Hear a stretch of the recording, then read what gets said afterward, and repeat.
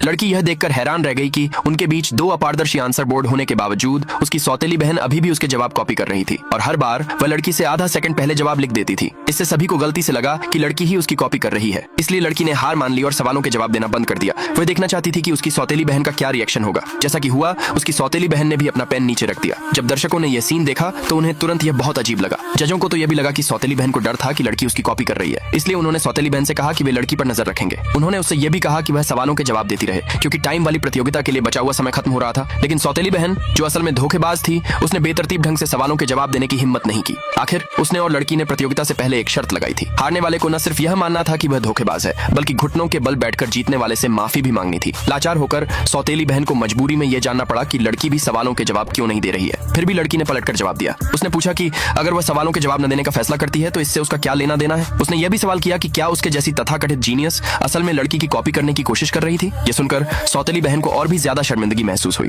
लेकिन स्टेज के नीचे बैठे दर्शक अभी भी सौतेली बहन का बचाव कर रहे थे। उन्होंने कहा कि वह शायद किसी मुश्किल सवाल में फंस गई होगी और उसके बारे में सोच रही होगी। जब लड़की ने ये बातें सुनी तो उसे अचानक एक शानदार आइडिया आया। उसे अपनी सौतेली बहन को धोखेबाज साबित करने का एक शानदार तरीका सूझा। इसलिए उसने तुरंत फिर से सवालों के जवाब देना शुरू कर दिया। लेकिन उसने जानबूझकर पेपर के सबसे मुश्किल सवाल का गलत जवाब लिखा। पक्का सौतेली बहन को कोई अंदाजा नहीं था कि जवाब सही है या नहीं। उसने उसे ठीक वैसा ही कॉपी कर लिया। फिर उसने घोषणा की कि उसने सभी सवालों के जवाब दे दिए हैं, लड़की से आधा सेकंड पहले। ये देखने के बाद सभी दर्शकों ने सौतेली बहन की एक जीनियस के तौर पर तारीफ की। सौतेली बहन ने भी जीत के अंदाज में लड़की से कहा कि वह पक्का हार जाएगी। लेकिन लड़की शांत रही और बोली, ये एग्जाम सटीकता का था, सवालों को जल्दी खत्म करने का नहीं। सौतेली बहन इतनी पक्का क्यों थी कि स्कोर आने से पहले ही वह हार जाएगी। जब सौतेली बहन ने यह सुना तो वह तुरंत घबरा गई और समझाने की कोशिश करने लगी। उसने कहा कि उसे पक्का परफेक्ट स्कोर मिलेगा, भले ही लड़की को भी परफेक्ट स्कोर मिला हो। लेकिन लड़की सवालों के जवाब देने में धीमी थी, इसलिए वह फिर भी हारने वाली होगी। हालांकि लड़की ने कहा कि उसने जानबूझकर एक सवाल का जवाब गलत दिया था, लेकिन उसने देखा था कि उस सवाल का सौतेली बहन का जवाब बिल्कुल वैसा ही था जैसा उसका था। उसे समझ नहीं आया कि सौतेली बहन ने ऐसा क्यों कहा कि उसने सभी सवालों के जवाब सही दिए हैं।